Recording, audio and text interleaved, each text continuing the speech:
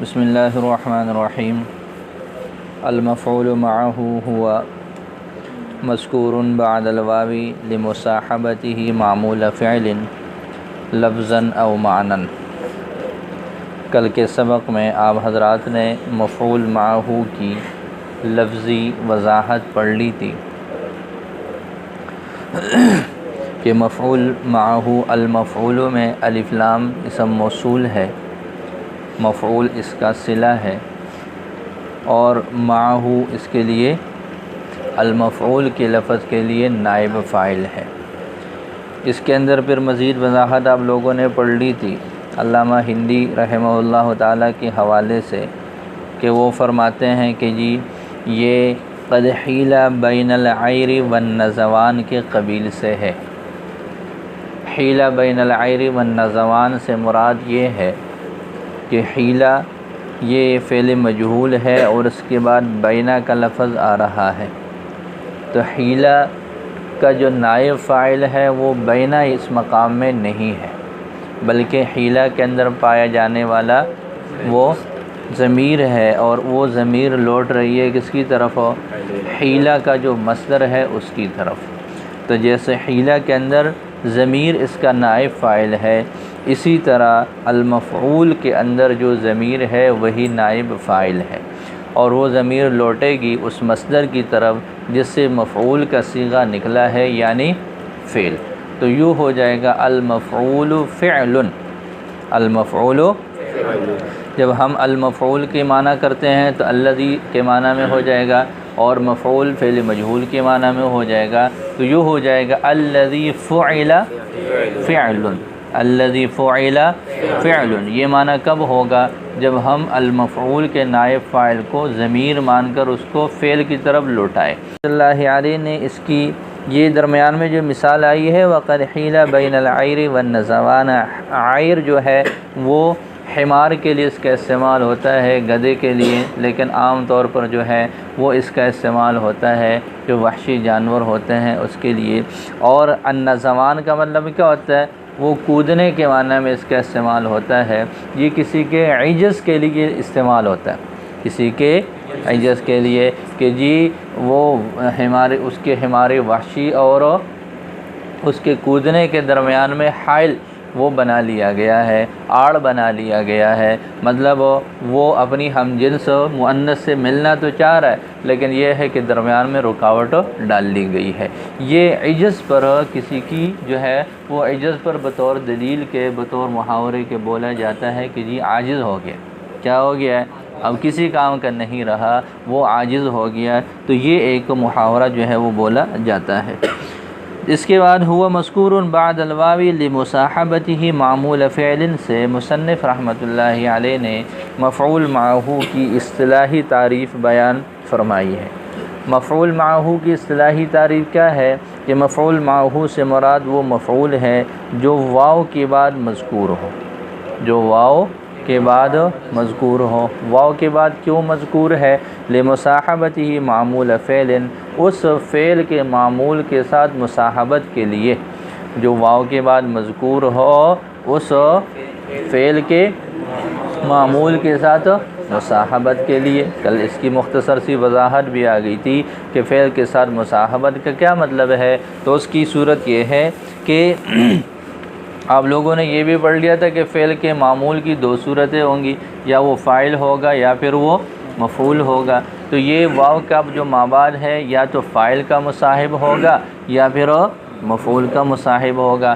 فاعل کا مصاحب ہو مطلب جب اس سے فعل صادر ہو رہا ہے تو یہ اس کا مصاحب ہے، اور مفعول کے ساتھ مصاحبت کا مطلب کیا ہے؟ کہ جب مفعول پر فعل واقع ہو رہا ہے تو یہ اس کا مصاحب ہے۔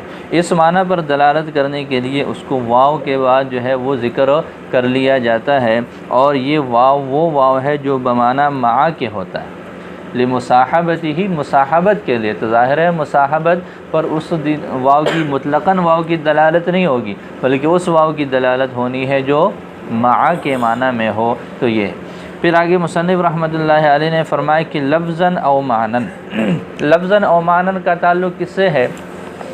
لفظاً او معنن کا تعلق ما قبل والا جو فعل ہے اس کے ساتھ ہے، یعنی یہ بات کہی ہے نا ہم نے کہ جی جو واو بمعنی مع کے بعد مذکور ہو فعل کے معمول کے ساتھ مصاحبت کے لیے، فعل کے معمول کے ساتھ، اب یہ جو معمول جس معمول کے ساتھ یہ مصاحب بن رہا ہے اس کے لیے جو فعل ہوگا یہ لفظاً او معناً کا تعلق اس فعل کے ساتھ ہے کہ وہ فعل یا تو لفظاً ہوگا یا پھر کیا ہوگا، وہ معناً ہوگا، لفظی طور پر نہیں ہوگا بلکہ لفظی الفاظ اور کلمات سے اس کا معنی سمجھ میں آ رہا ہوگا، جیسے آگے اس کی مثالیں آ رہی ہیں۔ جی تو تعریف کی سمجھ آ گئی۔ تعریف کیا ہے؟ تعریف یہ ہے مفعول معہو کی، مفعول معہو سے مراد وہ مفعول ہے یا وہ اسم ہے جو واو بمعنی مع کے بعد مذکور ہو فعل کے معمول کے ساتھ مصاحبت کے لیے، وہ چاہے وہ فعل ما قبل والا جو ہے جس کے ساتھ معمول کے ساتھ مصاحب ہے تو فرماتے ہیں کہ وہ فعل لفظاً بھی ہو سکتا ہے اور معناً بھی ہو سکتا ہے۔ تو فرماتے ہیں کہ وہ مذکور بعد الواوی، وہ مذکور ہے واو کے بعد، یہ احتراز ہو جائے گا اس مذکور سے بعد غیرہ جو واو کے علاوہ کے بعد واقع ہو، جیسے فا ہے، جیسے کیا ہے؟ فا ہے۔ لمصاحبتہ معمول فعل، یہ پہلے تو اس کی ترکیب کی طرف اشارہ کیا ہے کہ لمصاحبتہ معمول فعل میں جو لام ہے یہ کس کے متعلق ہے؟ مذکور ان کے متعلق ہے، ہوا مذکور میں جو مذکور ہے اس کے ساتھ اس کا تعلق ہے۔ اللام متعلق بمذکور، اب اس کا معنی ذکر کیا ہے کہ لفظی طور پر اس کا مفہوم کیا بنتا ہے۔ لفظی طور پر مفہوم اس کا یوں بنتا ہے ای یکون ذکرہ بعد الواو لاجل مصاحبتہ معمول فعل و افادتہ ایاہ۔ یہاں سے مصنف رحمۃ اللہ علیہ نے ہوا مذکور بعد الواو لمصاحبتہ معمول فعل کا خلاصہ ذکر کیا، اس کا مفہوم ذکر کیا۔ وہ کیا ہے؟ وہ یہ ہے کہ یکون ذکرہ بعد الواو، کہ جی اس مفعول کا ذکر واو کے بعد ہو، کیوں؟ لاجل مصاحبتہ، اس کی مصاحبت کے لیے، معمول فعل، فعل کے معمول کے ساتھ، و افادتہ ایاہ، اور اس واو کا اس مصاحبت کا فائدہ دینے کے لیے۔ واو کے بعد مذکور ہے تاکہ یہ فعل کے معمول کا مصاحب بن جائے، اور یہ جو واو کیا ہے تو واو کے اندر اس مصاحبت والا معنی اس پر اس کی دلالت ہے، واو میں مصاحبت والا معنی پایا جا رہا ہے، تو واو کے بعد جب اس کو ذکر کرنا ہے تو یہ مقصد بتانے کے لیے کہ جی اس کا ماقبل میں جو معمول ہے اس کا یہ مصاحب ہے، اس کے ساتھ اس کی مصاحبت ہے، تو یہ مقصد ہوتا ہے اس کا۔ یہ بات سمجھ آ گئی؟ بولو۔ تو یکون ذکرہ بعد الواو، اس کا ذکر واو کے بعد ہو، لاجل مصاحبتہ معمول فعل، اس فعل کے معمول کے ساتھ مصاحبت کے لیے، و افادتہ ایاہ، اور اس واو کا اس مصاحبت والا معنی کا فائدہ دینے کے لیے۔ اب آگے فرماتے ہیں سواء، کہ جی معمول سے کیا مراد ہے اس کی وضاحت فرمائی۔ سواء کان المعمول فاعلا، برابر ہے کہ وہ معمول کیا ہو؟ فاعل ہو، جیسے استوى الماء والخشبۃ، استوى الماء پانی اور لکڑی آپس میں برابر ہو گئے، تو یہ استوى الماء والخشبہ جو ہے، الماء یہ فاعل ہے اور الخشبہ اس کا مصاحب ہے، مطلب استوا والے معنی میں یہ دونوں ایک دوسرے کے ساتھ ہیں۔ برابری والا معنی جیسے پانی میں آ رہا ہے وہی برابری والا معنی منتقل ہو رہا ہے کس کی طرف ہو؟ وہ الخشبہ میں بھی ہے۔ اسی طرح مفعولاً، یا پھر وہ کیا ہو؟ وہ مفعول ہو، جیسے کفاک وزیدن درہم، کفاک وزیدن، آپ کو زید سمیت ایک درہم کافی ہے، تو یہ ایک درہم کا کافی ہو جانا مخاطب کو اس کاف ضمیر کے ساتھ اس کا مصاحب اور مشارک ہے زید۔ سمجھ آ رہی ہے؟ تو اس پر یہ کفا والا فعل جو ہے وہ واقع ہو رہا ہے۔ اب آگے فرماتے ہیں کہ جی جس فعل کا یہ معمول ہو، جس فعل کا کیا ہے یہ معمول ہے، وہ فعل دو طرح کا ہو سکتا ہے۔ سواء کان ذلک الفعل لفظا، برابر ہے کہ وہ فعل کیا ہو؟ لفظا ہو۔ لفظا کو ہم نے کانا کے لیے خبر بنانا ہے تو لفظا کس کے معنی میں ہو جائے گا؟ لفظین کے معنی میں۔ لفظی کی مثال کیا ہے؟ کل مثالین المذکورین، جیسے دیکھیں استوا اور کفا یہ دونوں فعل کیسے ہیں؟ لفظاً موجود ہے، او معنن، یا او معنوین، جیسے لفظاً کو لفظین کے معنی میں لیا، بالکل اسی طرح معنن کو معنوین کے معنی میں لیا کہ جی وہ فعل جو ہے وہ یا تو لفظی طور پر ہو یا پھر کیا ہو؟ مانوی طور پر ہو۔ مانوی کی مثال کیا ہے؟ مانوی کی مثال یہ ہے ما لک و زیدن، ما لک و زیدن۔ اب ما لک و زیدن میں یہاں پر فعل کوئی نہیں ہے، نہ فعل ہے نہ شبہ فعل ہے، نہ فعل ہے نہ ہی شبہ فعل، صرف لفظ کلمہ ما ہے، لیکن اس ما سے آگے اشارہ ہو رہا ہے، اس سے استنباط ہو رہا ہے ایک فعل کا، اور وہ ہے ما تصنعو۔ کیا ہو جائے گا؟ ما تصنعو۔ تو ما تصنعو و زیدن، یہ اس طرح جو ہے اس کی ترکیب ہو جائے گی۔ اب آگے مصنف رحمۃ اللہ علیہ فرماتے ہیں کہ جی یہ جو مشارکت ہوگی، مصاحبت ہوگی، کن کن چیزوں میں ہوگی؟ ایک تو یہ نا صدور فعل میں مشارک ہو، اس کا مصاحب ہو، اور یا پھر وقوع فعل میں اس کے ساتھ مصاحب ہو، تو یہ اور اس کے علاوہ کون کون سی چیزوں میں ان دونوں کا آپس میں اتحاد اور اتفاق ہوگا معمول کے ساتھ؟ تو دو چیزوں میں، ایک ہے مکان میں اور دوسری بات یہ ہے زمان میں۔ کس میں؟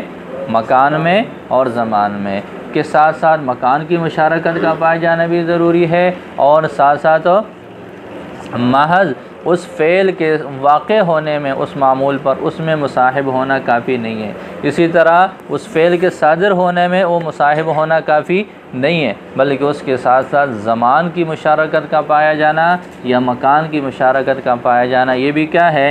یہ بھی ضروری ہے۔ تو فرماتے ہیں کہ والمراد بمصاحبتہ لمعمول الفعل، فعل کے معمول کے ساتھ مصاحبت سے مراد کیا ہے؟ مشارکتہ لہ فی ذلک الفعل فی زمان واحد، اس کے ساتھ مشارکت ہے اس فعل میں فی زمان واحد، کس میں؟ ایک زمانے میں، زمانے کا اتحاد ہو، جیسے سرت و زیدن میں، اور سرت و زیدن، تو اس میں جو سیرورت ہے، سیر والا معنی ہے، اس میں تائے مضمومہ جو فاعل ہے اور زید ہے یہ اس زمانے میں شریک ہے، دونوں کا زمانہ چلنے کا ایک ہے۔ او مکان واحد، یا پھر مشارکت سے مراد اس فعل کے ساتھ مکان میں مشارکت ہو، جیسے لو ترکت الناقۃ وفصیلتها لرضعتها، اگر اونٹنی اور اس کے دودھ پینے والے بچے کو ایک جگہ پر چھوڑ لیا جائے، لرضعتها، تو وہ اس کا دودھ پی لے، تو یہ اس طرح یہاں پر مکان واحد میں مشارکت ہے۔ سمجھ آ رہی ہے؟ تو محض کس میں مشارکت کافی نہیں ہے، صرف اس سے فعل کے صادر ہونے میں اس کی مصاحبت، یا اس پر فعل کے واقع ہونے میں اس کی مصاحبت کا ہونا یہ کافی نہیں ہے۔ اب دیکھیے آگے مثال جو ہے وہ مثال سمجھ آ جائے گی کہ جاءنی زید و عمر، جاءنی زید و عمر، جیسے جاء یہ زید کے ساتھ اس کا تعلق ہے، ویسے ہی عمر کے ساتھ بھی تعلق ہے، تو عمر یہ مصاحب ہے زید کا، عمر یہ مصاحب ہے زید کا، تو یہ تو مصاحبت پائی گئی فعل کے معمول کے ساتھ، اور اس کو کیا ہونا چاہیے؟ اس کو مفعول معہ ہونا چاہیے، لیکن فرماتے ہیں کہ جی محض مصاحبت کا پایا جانا وہ فعل کے صادر ہونے میں اس سے یہ کافی نہیں ہے، یہاں پر مجیت والا فعل جیسے زید سے صادر ہو رہا ہے ویسے ہی وہ عمر سے بھی صادر ہو رہا ہے، لیکن آپ لوگوں نے یہ پڑھا ہے کہ واو یہ مطلقاً جمع کے لیے آتا ہے، اس میں زمان اور مکان کی کوئی قید نہیں ہوتی۔ سمجھ آ رہی ہے؟ جاء زید و عمر میں یہ بھی ہو سکتا ہے کہ زید ابھی آیا ہاں اور 1 گھنٹے بعد عمر آیا ہو، تو زمانے کا اتحاد بھی نہیں رہا۔ ہو سکتا ہے کہ زید کلاس میں آیا ہو اور عمر مسجد میں آیا ہو، مکان کا اتحاد بھی نہ رہا، تو اس وجہ سے محض مصاحبت فی الصدور یا محض مصاحبت فی الوقوع علیہ یہ کافی نہیں ہے، بلکہ اس کے ساتھ یہ بھی ضروری ہے کہ اس معمول کے ساتھ مکان میں یا پھر کیا ہو، زمان میں مشارکت بھی موجود ہو، پھر جا کر وہ مفعول معہ بنے گا۔ شروع سے ترجمہ دیکھ لیں، والمراد بمصاحبتہ لمعمول الفعل، فعل کے معمول کے ساتھ مصاحبت سے مراد مشارکتہ لہ فی ذلک الفعل، اس مفعول معہ کا مشارک ہونا ہے اس معمول کے ساتھ اس فعل میں، فی زمان واحد ایک زمانہ میں، جیسے سرت و زیدن میں اور زید چلے، و مکان واحد یا مکان میں، جیسے لو ترکت الناقۃ وفصیلتها، اگر ناقہ اور اونٹنی اور اس کے دودھ پینے والے بچے کو چھوڑ دیا جائے، کہاں پر ہو؟ ایک مکان میں، لرضعتها، تو وہ اس کا دودھ پی لے۔ فلا ينتقض بالمذکور بعد الواو العاطفہ، لہذا واو عاطفہ کے بعد جو مذکور ہوگا اس سے یہ قاعدہ نہیں ٹوٹے گا، جیسے جاءنی زید وعمر، فإنها لا تدل الا علی المشارکۃ فی اصل الفعل، اس لیے کہ یہ دلالت کر رہے ہیں کس پر؟ محض اصل فعل میں مشارکت پر دلالت کر رہے ہیں، دون المصاحبہ، مصاحبت پر جو ہے وہ دلالت نہیں کر رہے۔ مصاحبت سے کیا مراد ہے؟ مصاحبت فی الزمان یا مصاحبت فی المکان، وہ والی صورت نہیں ہے۔ باقی فعل کے ساتھ صادر ہونے میں اس کے ساتھ شریک ہو جائے اور یا اس پر واقع ہونے میں اس کے ساتھ شرکت ہو، یہ ہونا کافی نہیں ہے، بلکہ مصاحبت وہ فی المکان یا فی الزمان کا ہونا بھی ضروری ہے۔ جی یہاں تک بات سمجھ آ گئی؟ وَعْلَمْ أَنَّ مذہب الجمہوری، مذہب جمہور النحاة أن العامل سے مصنف رحمۃ اللہ علیہ نے اس مفعول معہو کے عامل کا تعین فرمایا ہے۔ مفعول معہو کا عامل بھی وہی ہے جو ماقبل کا جو معمول ہے اس کا جو عامل ہے، واو کے ساتھ واو کے واسطے سے وہ جس معمول کا مصاحب بن رہا ہے اس کا جو عامل ہوگا وہی اس کا بھی عامل ہوگا۔ وہ اگر لفظاً ہوگا تو اس کا عامل بھی لفظی ہوگا، وہ اگر معنن ہوگا تو اس کا عامل بھی وعلم، یہ بات جان لو ان مذہب جمہور النحاة کہ جمہور نحویوں کا مذہب یہ ہے ان العامل فی المفعول معہو کہ مفعول معہو میں عامل الفعل او معناہ، وہ فعل ہے یا پھر اس فعل والا معنی ہے، بتوسط الواوی، اس واو کے واسطہ سے، التی بمعنی مع، جو کہ مع کے معنی میں ہے۔ باقی رہ گئی یہ بات کہ جی واو کو کیوں اس کے لیے استعمال کیا ہے؟ جب آپ نے مع والا معنی دینا تو مع کو استعمال کرے، جب آپ نے مع والے معنی کا ہی جو ہے معنی دینا ہے تو پھر مع کے لفظ کو استعمال کرے۔ مع کی جگہ پر آپ واو کو کیوں استعمال کر رہے؟ بس آپ یوں کہہ دو کہ کیا کیا مثالیں ہیں، دیکھو جاءنی لو طرقت الناقۃ مع فصیلتها، ایسے کر لو۔ استوى الماء مع الخشبہ، اس طرح کر لو۔ کفاک مع زید درہم، یوں کر لو۔ تو مع کا لفظ استعمال کریں۔ اس کا جواب دیتے ہیں کہ جی مع کی جگہ واو کا استعمال کیا اس لیے کہ اس میں اختصار ہے، اس میں کیا ہے؟ اختصار ہے۔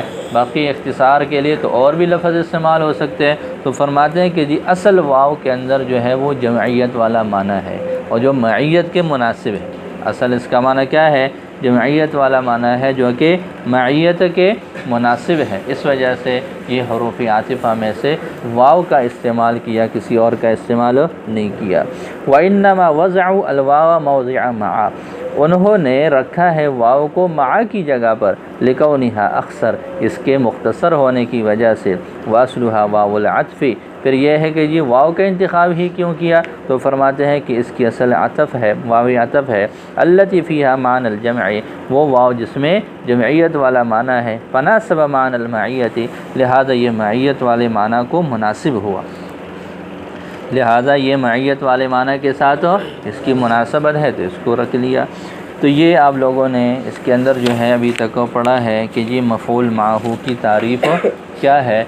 تو مفعول معہو کی تعریف کیا ہوگی؟ مفعول معہو سے مراد وہ مفعول ہے، وہ اسم ہے جو واو بمعنی مع کے بعد مذکور ہو، ماقبل والے فعل کے معمول کا مصاحب بننے کے لیے، صدور فعل میں یا اس پر فعل کے واقع ہونے میں۔ پھر محض مشارکت ہونا کافی نہیں ہے بلکہ مصاحب ہونا ضروری ہے، اور مصاحبت کتنی چیزوں میں ہے؟ دو چیزوں میں، زمان میں یا پھر مکان میں۔ اگر محض شرکت ہے، مصاحبت فی زمان یا مکان نہیں ہے تو پھر وہاں پر وہ مفعول معہو بھی نہیں ہوگا۔ بیٹھ جاؤ۔ فَإِنْ كَانَ الْفِعْلُ لَفْظًا وَجَازَ الْعَطْفُ فَالْوَجْهَانِ نحو جئت انا وزید وزیدن وإلا تعین النصب۔ یہاں سے مصنف رحمۃ اللہ علیہ نے ایک اور مسئلہ بیان فرمایا ہے کہ مفعول معہو پر اعراب کس طرح کا پڑھا جا سکتا ہے اور ماقبل پر عطف ہو سکتا ہے یا نہیں ہو سکتا، یہ پوری وضاحت اس میں ذکر کر رہے ہیں۔ آپ لوگوں نے ابھی پڑھ لیا کہ جی جس معمول کے ساتھ مصاحبت اس نے بنانی ہے اپنی، وہ اس معمول کا جو عامل ہے وہ دو طرح سے ہے۔ ایک لفظی ہے اور ایک معنوی ہے۔ تو یہ تقسیم ہو گئی کہ جی ماقبل کا جو ماقبل کے معمول کا جو عامل ہے وہ فعل لفظاً ہوگا یا پھر کیا ہوگا، معنن ہوگا۔ پہلے صورت سمجھ آ گئی۔ ماقبل کا جو فعل ہے، ماقبل میں جو فعل سے کیا مراد ہے، وہ فعل جو عامل بن رہا ہے اس معمول کا جس کے ساتھ یہ مفعول معہو اپنا رشتہ جوڑ رہا ہے، جس کا یہ مصاحب بن رہا ہے، اس فاعل کا یا اس مفعول کا۔ تو ظاہر ہے ہر فاعل کا فعل ہوگا اور مفعول کے لیے ایک فعل ہوگا، تو وہ فعل ماقبل میں دو حال سے خالی نہیں، یا پھر کیا ہوگا، لفظاً ہوگا یا پھر وہ معنن ہوگا۔ پھر ہر ایک کی دو صورتیں۔ یہ جو مفعول معہو ہے، واو ہے، آپ لوگوں نے پڑھ لیا کہ اس واو کی اصل کیا ہے، واو عطف ہے۔ اس واو کی اصل کیا ہے، تو ماقبل پر عطف ہو سکتا ہے یا نہیں ہو سکتا۔ یہ بھی دو صورتیں ہو گئی کہ ماقبل پر عطف کرنا جائز ہے اور ماقبل پر عطف کرنا جائز ہو۔ تو اس طرح ہمارے پاس ٹوٹل کتنی صورتیں بن جاتی ہیں، 4 صورتیں۔ پہلی صورت یہ ہے کہ جی فعل لفظاً ہو، ماقبل پر عطف کرنا جائز ہو اور ماقبل پر عطف کرنا جائز نہ ہو۔ 2 صورتیں ہو گئی، فعل معنن ہو، ماقبل پر عطف کرنا جائز ہو اور ماقبل پر عطف کرنا جائز نہ ہو۔ 2 صورتیں یہ ہو گئی، تو 4 صورتیں بن جاتی ہیں ہمارے پاس۔ اب اس میں اعراب کیا ہوگا، کیا اعراب دیں گے اور مفعول معہو کو کس کے ساتھ جوڑیں گے، تو اس کی آگے وضاحت فرما رہے ہیں۔ دیکھیں پہلے متن دیکھ لو، فَإِنْ كَانَ الْفِعْلُ لَفْظًا وَجَازَ الْعَطْفُ۔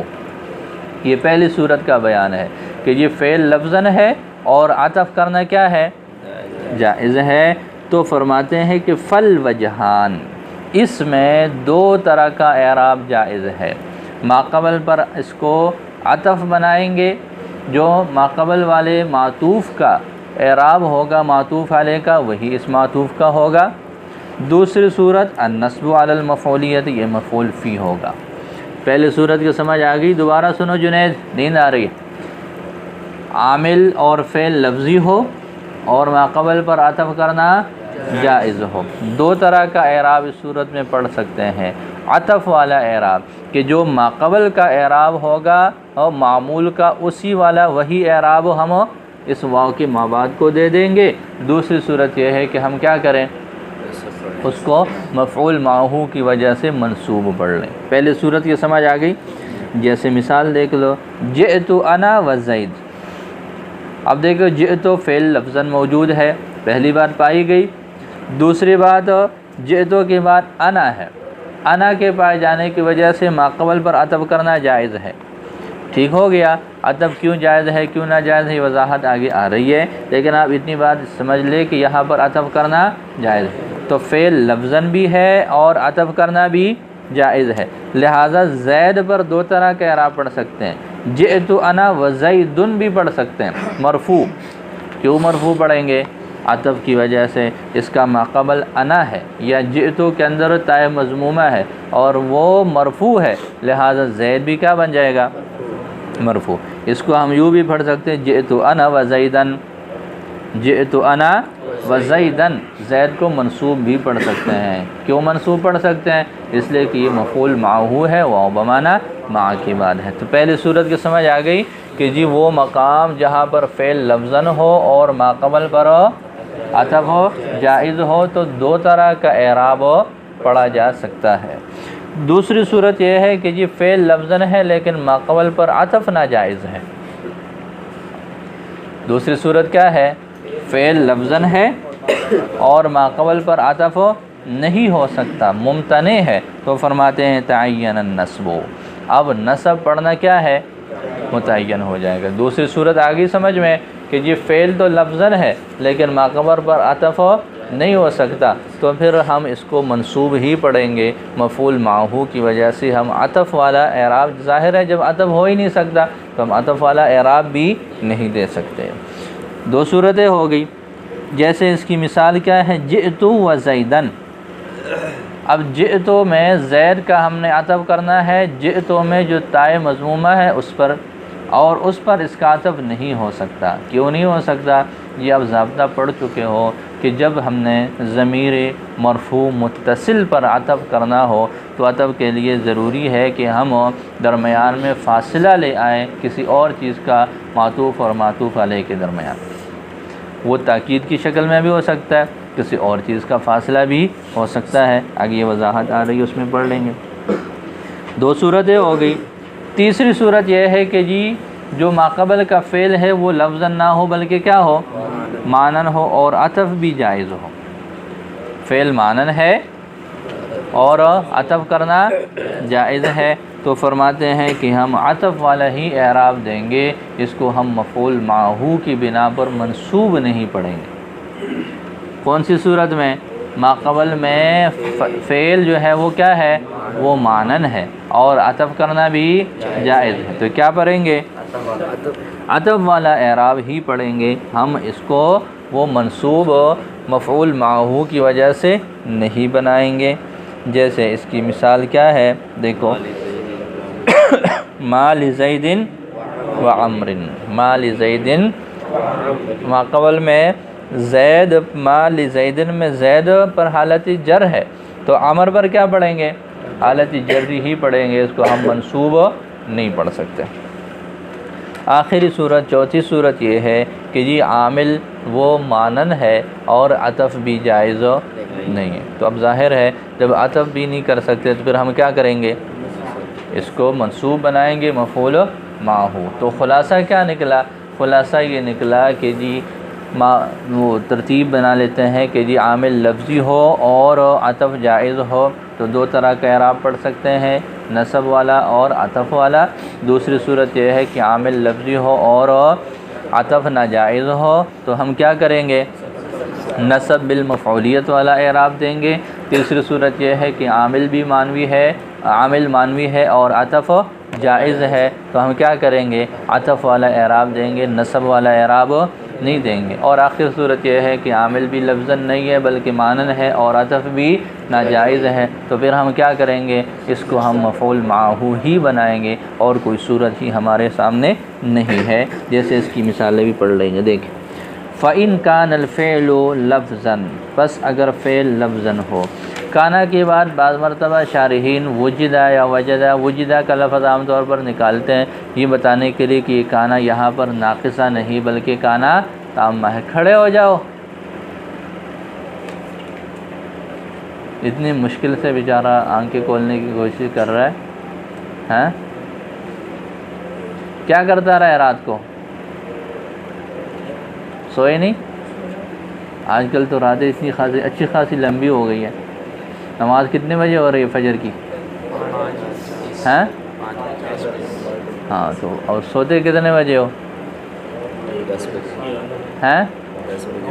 10 بجے ٹائم ہے۔ اب یہ کتنے بجے سویا وہ اللہ ہی جانتا ہے، اب اس نے ہمیں بتانا بھی ٹھیک سے نہیں، اس وجہ سے پوچھنا بھی نہیں چاہیے۔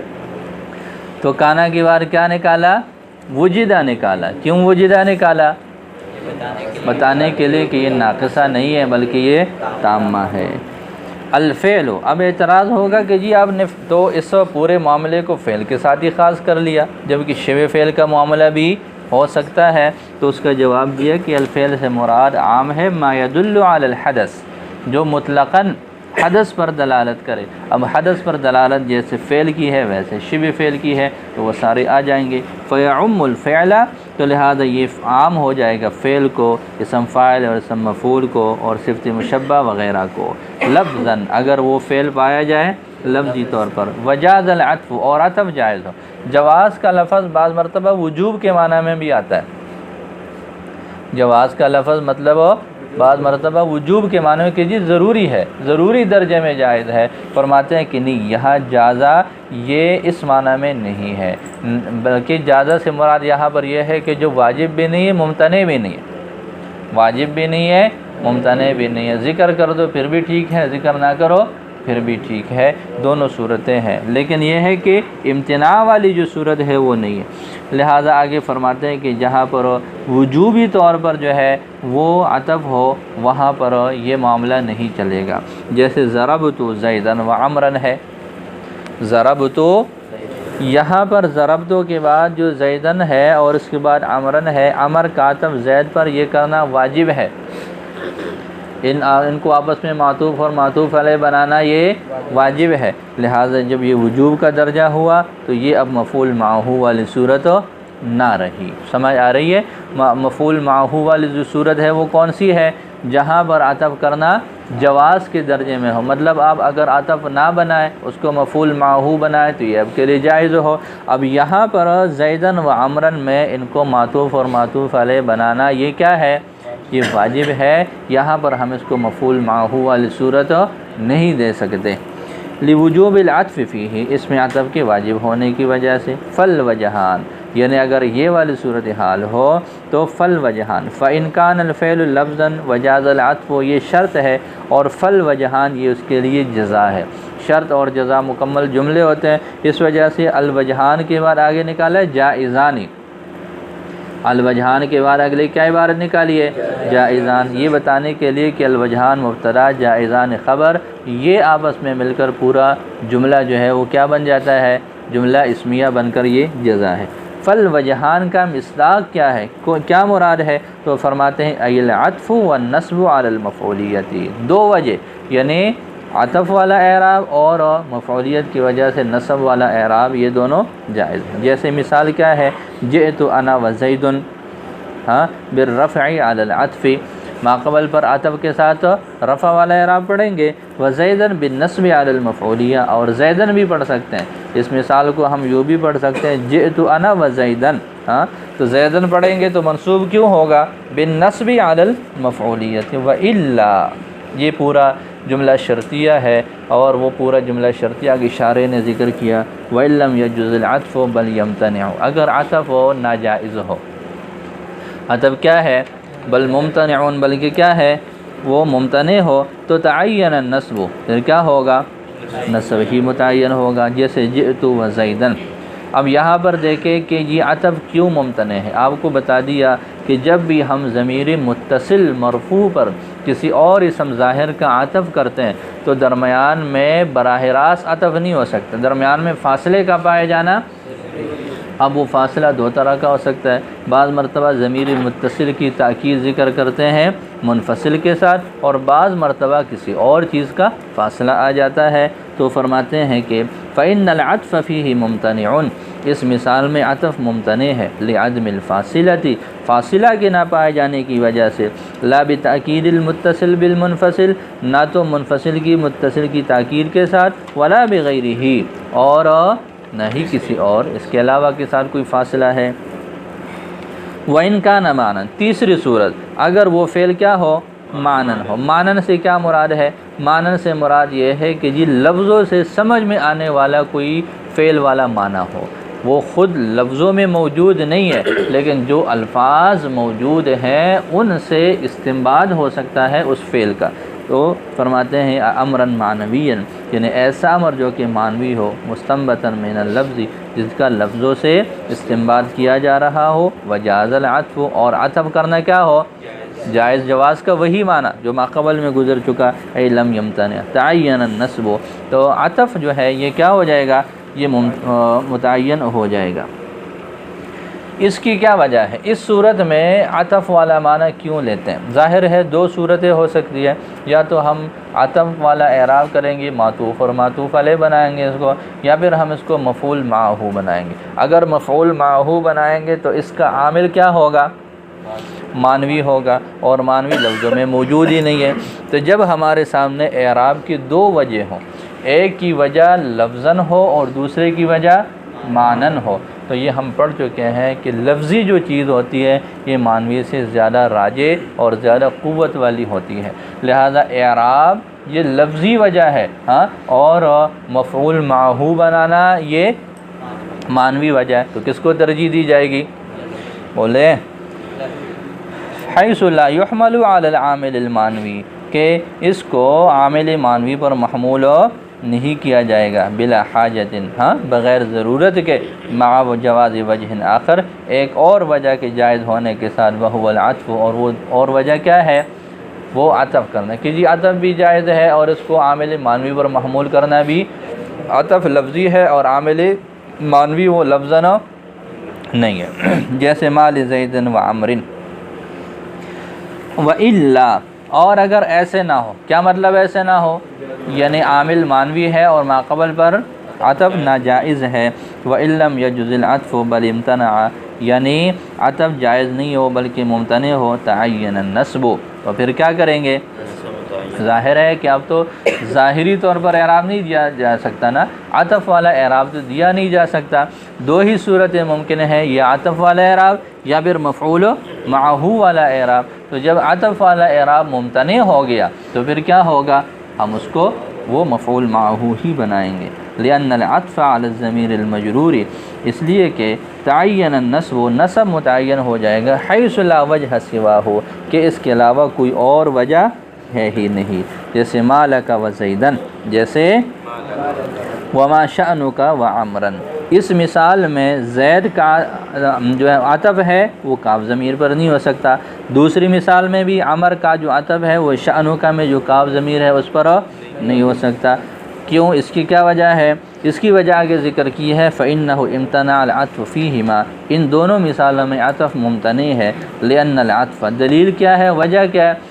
یہ ایک مسئلہ ہے کہ جب ہم ضمیر مجرور پر عطف کرتے ہیں، ضمیر مجرور پر براہ راست عطف نہیں ہو سکتا، اس کی ایک ہی صورت ہے اور وہ یہ ہے کہ حرف جر کا اعادہ ہو، کیا ہو؟ جار کا اعادہ ہو، حرف جر نہ کہیں بلکہ کیا کہے؟ جار کا اعادہ ہو۔ ماقبل میں ہو سکتا ہے کہ وہ مضاف الیہ کی وجہ سے مجرور ہو تو پھر مضاف کا اعادہ ہوگا، ہو سکتا ہے ماقبل میں وہ حرف جر کی وجہ سے مجرور ہو تو پھر کیا ہوگا؟ وہ حرف جر کا اعادہ ضروری ہے۔ تو ضمیر مجرور پر عطف کے لیے ضروری ہے کہ جار کا کیا ہو، اور یہاں پر دیکھیں مالک و زیدن وما شأنک و عمرن میں زید اور عمر پر جار داخل نہیں ہے، مطلب اس کا ماقبل پر عطف یہ ناجائز ہو جائے گا۔ تو فرماتے ہیں فَإِنَّهُ امتنع العطف فیہما، پس بے شک عطف ان دونوں میں ممتنع ہے، لأن العطف علی الضمیر المجرور، اس لیے کہ عطف کرنا ضمیر مجرور پر بلا اعادۃ الجار، جار کے اعادہ کے بغیر، غیر جائز، یہ جائز نہیں ہے۔ اب یہاں پر کہتے ہیں آخری مثال میں خاص طور پر کہ جی عمر کو آپ مرفوع بنا لیں، مرفوع بنا کر اس کا جو عطف ہے وہ کاف پر نہ کرے، شأن پر کر لے۔ مثال کیا ہے؟ ما شأنک و عمرن ہے، تو فرماتے ہیں کہ جی اس کو کاف کے ساتھ نہ جوڑیں، اس کو کیا کر لیں؟ کاف کا جو مضاف ہے شان اس کے ساتھ جوڑ لیں۔ کہتے ہیں ایسا کریں گے لفظی طور پر تو درست ہو سکتا ہے لیکن معنی اس کا ٹھیک نہیں ہے۔ آپ کسی کو بولتے ہیں ما شأنک و عمرن، ما شأنک و عمرن، اس کا مطلب یہ ہے کہ آپ سامنے والے کی حالت بھی پوچھ رہے ہیں اور عمر کی حالت بھی پوچھ رہے ہیں، سمجھ آ رہی ہے؟ تو یہ اب اگر ہم عمر کا عطف شأن پر کر لیں تو مطلب مخاطب کی حالت کے بارے میں پوچھ رہے ہیں اور عمر کی ذات کے بارے میں پوچھ رہے ہیں، پھر ماں کا تعلق براہ راست عمر سے ہو جائے گا نا، درمیان میں شان کا واسطہ تو ختم ہو جائے گا۔ جو متکلم کی مراد ہے وہ یہ ہے کہ شان کا تعلق دونوں سے ہے، ہاں وہ مخاطب کی حالت بھی پوچھ رہا ہے، شان کا مطلب حالت ہے، ہاں کہ جی آپ کی کیا حالت ہے اور عمر کی کیا حالت ہے، وہ یوں پوچھنا چاہتا ہے۔ لیکن جب ہم شأن کو جو ہے وہ درمیان سے نکال کر عمر کو براہ راست معطوف بنائے کس پر ہو؟ شأن کر، تو لہٰذا اس طرح یہ بن جائے گا کہ جی ماں براہ راست شأن پر جیسے داخل ہے اسی طرح ماں کا تعلق براہ راست عمر کے ساتھ ہو جائے گا۔ تو آپ گویا کہ مخاطب کی حالت پوچھ رہے ہیں اور عمر کی ذات کے بارے میں پوچھ رہے ہیں، حالانکہ ایسا مطلوب نہیں ہے، ایسا مطلوب نہیں ہے۔ مطلوب کیا ہے؟ مطلوب دونوں کی حالت کا پوچھنا ہے۔ اس سے پتہ چلا کہ جی عمر کو ہم شأن کے ساتھ بھی نہیں جوڑ سکتے۔ وَلَمْ يَجُزْ عَطْفُ عَمْرًا عَلَى الشَّأْنِ، اور عطف کا عمر کرنا شأن پر یہ بھی جائز نہیں ہے۔ اِذِ السُّؤَالُ عَنْ شَأْنِهِمَا، اس لیے کہ سوال تو دونوں کی حالت کے بارے میں ہے، لا عن شأن احدہما، نہ کہ کسی ایک کی حالت و نفس الآخر اور دوسرے کی ذات کے بارے میں ایسے سوال نہیں ہے۔ تو مالکا، یہ آگے اس کا جو ہے وہ افعال آ رہے ہیں کہ کون سے افعال نکالیں گے، وہاں پر اس کا ترجمہ مثالوں کا کر لیں گے۔ باقی رہ گئی یہ بات کہ جی آپ کہتے ہیں کہ جی مال زیدن و عمرن اور مالک و زیدن و ما شأنک و عمرن، ان مثالوں میں عامل مانوی ہے، تو وہ عامل مانوی کیسے ہے، کیا معنی نکالیں گے، کیا نکالیں گے؟ تو آگے ماتن نے خود اس کی وضاحت فرمائی کہ لأن المعنی ما تصنع، لأن المعنی ما تصنع نکالیں گے، یا جو اس کے ملتا جلتا کوئی اور لفظ ہو وہ نکال لیں گے۔ تو فرماتے ہیں وَإِنَّمَا حَكَمْنَا، بے شک ہم نے حکم لگایا ہے بِمَعْنَوِيَّةِ الْفِعْلِ فِي هَذِهِ الْأَمْثِلَةِ، ان مثالوں میں فعل کے معنوی ہونے کا، لِأَنَّ الْمَعْنَى مَا تَصْنَعُ، اس لیے کہ معنی یہاں پر کیا ہے، ما لک و زیدن ہے۔ پہلی مثال میں کیا ہے، ما لک و زیدن ہے، تو ما لک و زیدن کا معنی کیا ہو جائے گا، ما تصنع، جو ما ہے اس سے یہاں پر تصنع والا معنی اسی طریقے پر جو اس کا مماثل ہو، جو اس کا کیا ہوگا، مماثل ہوگا، یعنی ایسی جو حالت ہے جو کرنے پر دلالت کرے، ہاں کسی چیز کو وجود دینے پر دلالت کرے، اسی طرح کا کوئی بھی فعل نکال سکتے ہیں۔ جی دیکھ لیں، ان المعنی ما تصنع، اس لیے کہ معنی کیا ہے، ما تصنع وما یماثلہ، یا پھر جو اس کے مماثل ہو۔ اب آگے ہر ایک کا معنی ذکر کر رہے ہیں۔ فمعنی ما شأنک و زیدن، ما شأنک و زیدن کا معنی کیا ہو جائے گا، ما تصنع و زیدن، تم کیا کر رہے ہو اور زید کیا کر رہا ہے، ما تصنع و زیدن، تم زید سمیت جو ہے وہ کیا کر رہے ہو۔ اسی طرح ما لک و زیدن کا معنی کیا ہو جائے گا، اس کا معنی بھی ایسے ہو جائے گا ما تصنع و زیدن۔ مال زیدن و عمرن کا معنی کیا ہو جائے گا، ما یصنع زید و عمر، کہ زید عمر سمیت کیا کر رہا ہے۔ تو یہ اس طرح اس کا جو معنی ہوگا وہ معنوی طور پر نکالا جائے گا، لفظی طور پر وہ موجود نہیں ہے۔ خلاصے کی سمجھ آ گئی؟ تو خلاصہ کیا نکلا، دوبارہ سن لے کہ جی اس عبارت میں عطف کا معاملہ ذکر کیا ہے، مفعول معہ کا، اور اس کے اعراب کا معاملہ ذکر کیا ہے۔ 4 صورتیں اس کی بن سکتی ہیں، عامل لفظی ہو اور عطف کرنا جائز ہو تو 2 طرح کا اعراب پڑھنا جائز ہے۔ دوسری صورت یہ ہے کہ عامل لفظی ہے لیکن عطف کرنا جائز نہیں ہے، مفعول معہ والا اعراب پڑھنا ضروری ہے۔ تیسری صورت یہ ہے کہ عامل معنوی ہے اور لفظ پر عطف جو ہے وہ جائز ہے، تو کیا کریں گے، عطف والا اعراب جو ہے وہ دیں گے۔ اور آخری صورت یہ ہے کہ نہ عامل لفظی ہے بلکہ وہ بھی معنوی ہے اور عطف کرنا بھی جائز نہیں ہے، تو کیا کریں گے، اس کو مفعول معہ بنائیں گے۔ باقی یہ جو معنوی معنی ہوگا وہ کیا نکالیں گے، جیسے یہ معنوی کی مثالیں کیا ہے، مال زیدن و عمرن ہے، مالک و زیدن ہے، ما شأنک و عمرن ہے، موقع محل کے اعتبار سے